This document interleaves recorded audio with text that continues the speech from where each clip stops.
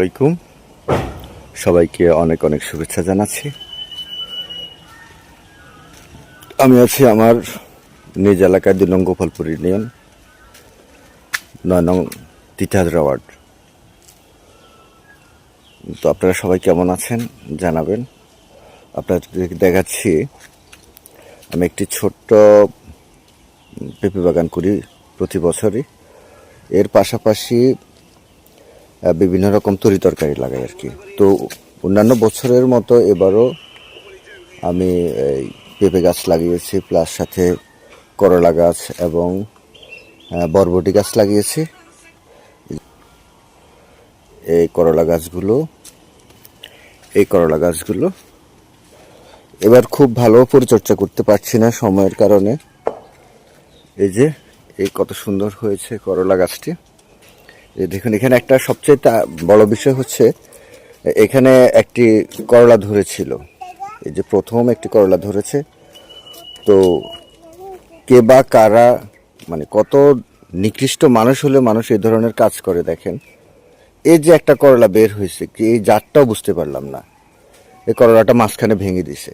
তাহলে এই লোকটা কতটা নিকৃষ্ট মানের মানুষ হলে এই ধরনের একটা কাজ করতে পারে আপনারা দেখেন। এই যে মানে এই প্রথম একটা করলা বের হয়েছে, এই করলাটার মাঝখানে ভেঙে দিছে। তাইলে এটা কি ধরনের কাজ? এটা কি মানুষ করতে পারে আপনারা বলেন? এখন আমার কথা হচ্ছে যে আমার ক্ষতি হয়েছে ঠিক আছে, কিন্তু অন্য মানুষের ক্ষতি হওয়ার আগে আল্লাহ যেন তাকে হেদায়েত দান করে।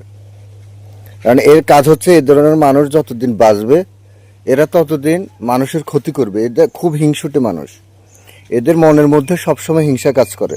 এরা কারো কখনো ভালো দেখতে পারে না, কখনোই কারো কোনো ভালো দেখতে পারে না। এরা খুবই হিংসুটে জাতি, খুবই হিংসুটে মানুষ। আপনাদেরকে আমি আমার এই পেঁপে বাগানটা দেখাচ্ছি সংক্ষেপে। এই যে মাশাআল্লাহ, এই পেঁপে বাগান লাগিয়েছি ধরেন 1 মাসের মতো হয়েছে। এই 1 মাসের মধ্যেই গাছগুলো মাশাআল্লাহ অনেক হৃষ্টপুষ্ট, অনেক সতেজ। আবার এবার এখানে মাটি ফেলেছি, নতুন মাটি।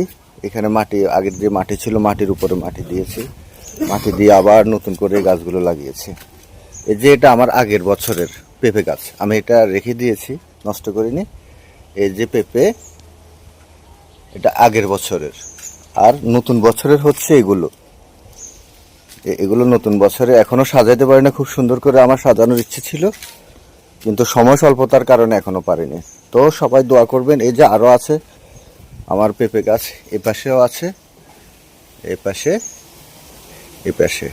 এই যে এগুলা, এটা আগের বছরের। এখানে 2টা গাছ রেখে দিয়েছে আগের বছরের।